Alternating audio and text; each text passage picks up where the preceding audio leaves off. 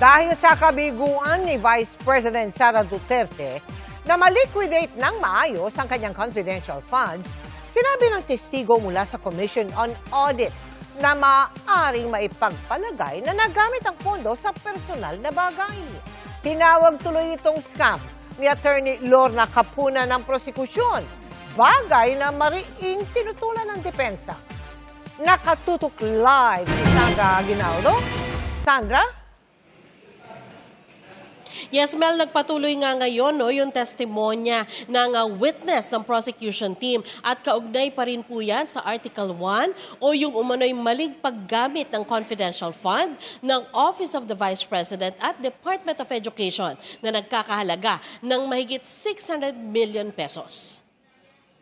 Instructed to kindly call the case. Sa pagpapatuloy ng testimonya ni State Auditor Attorney Roderick Wamil, muli niyang binanggit ang mga nakita umanong irregularidad at pagkukulang sa liquidation ng confidential funds ng tanggapan ni Vice President Sara Duterte at ng Department of Education nung pinamumunuan pa niya ito.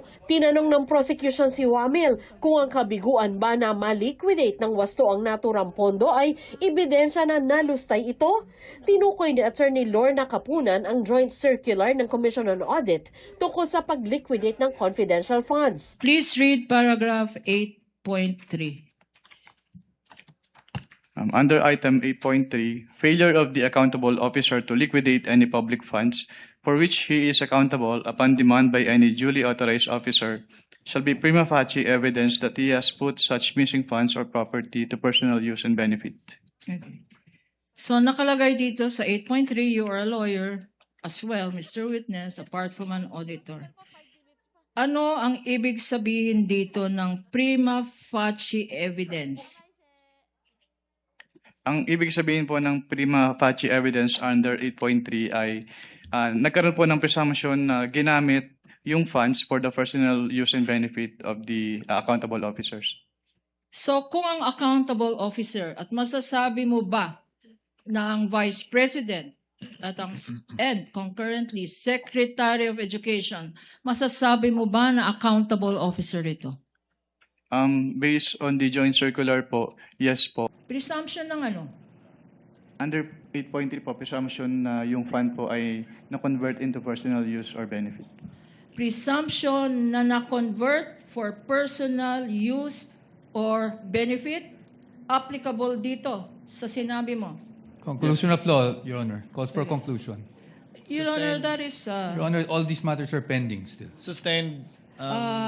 Your Honor, please, ang tawag ko lang doon, hindi prima facie evidence. Kung akong tatanungin, scam ito. Move to strike, No Your further Honor. Move to questions. strike. That is out of order, Your Honor. No further questions, Your Honor. So Move to strike. stricken from the record. Pinakita sa pagdinig ang mga dokumentong pirmado ni Vice President Sara Duterte na nooy nakaupong Education Secretary bilang siyang accountable officer. Pero sa cross-examination ng depensa, tinanong si Wamil kung may nakalagay ba sa Audit Observation Memo o AOM na may nalustay na pera. Meron po bang expressly nakasulat sa mga findings niya? Ask and answer, Your Honor. It is in That is a 8.3. presumption po. So hindi Opo. kailangang isabihin. May expressly po ba na nakasulat na may niisang kusing na napunta sa bulsa ng Vice Presidente? Ask and answer, Your Honor. This...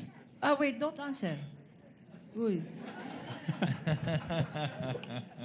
That question, Your Honor, has been asked and answered. We ask for Sustained. ruling, Your Honor. Sustained counsel, yung pag-issue niyo po ba ng AOM, pasok na sa failure to liquidate upon due demand o hindi pa po? Hindi pa po sa AOM, Your Honor. Kasi wala pong due demand sa AOM. Yes po. At masasabi mo rin bang wala pang failure to liquidate? O meron na?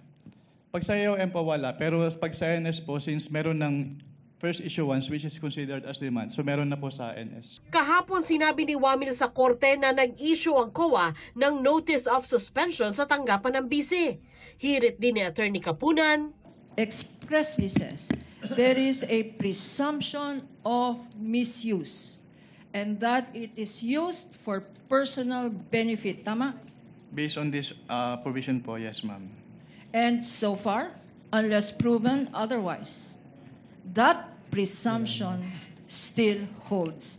She is presumed to have misused or to have used it for personal benefit, Mr. Witness, correct? Yes, ma'am. Pero giit ng depensa, sumagot ang tanggapan ni Duterte pero baka hindi na inabutan ni Wamil dahil nung panahong yun, nailipat na siya sa ibang opisina.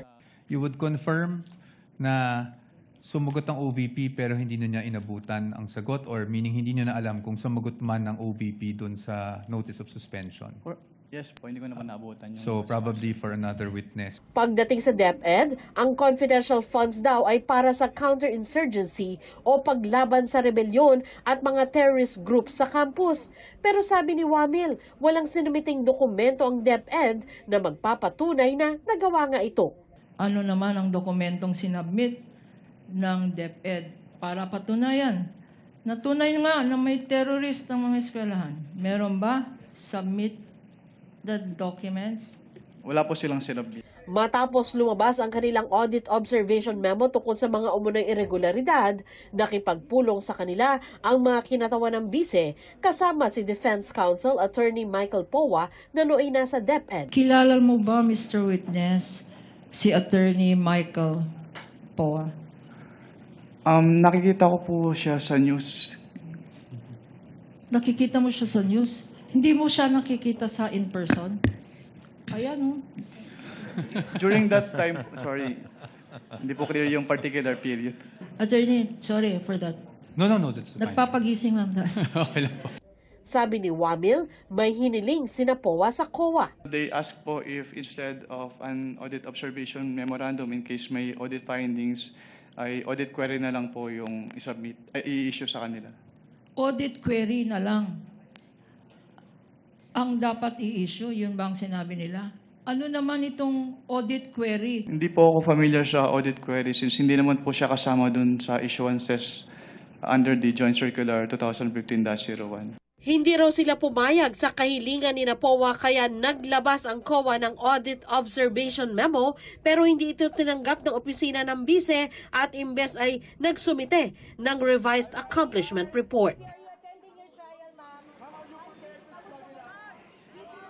Mel, bukas ay inaasahan na isasalang na rin yung ikalawang auditor naman ng COA rin na isasalang bilang witness ng prosecution team. Mel?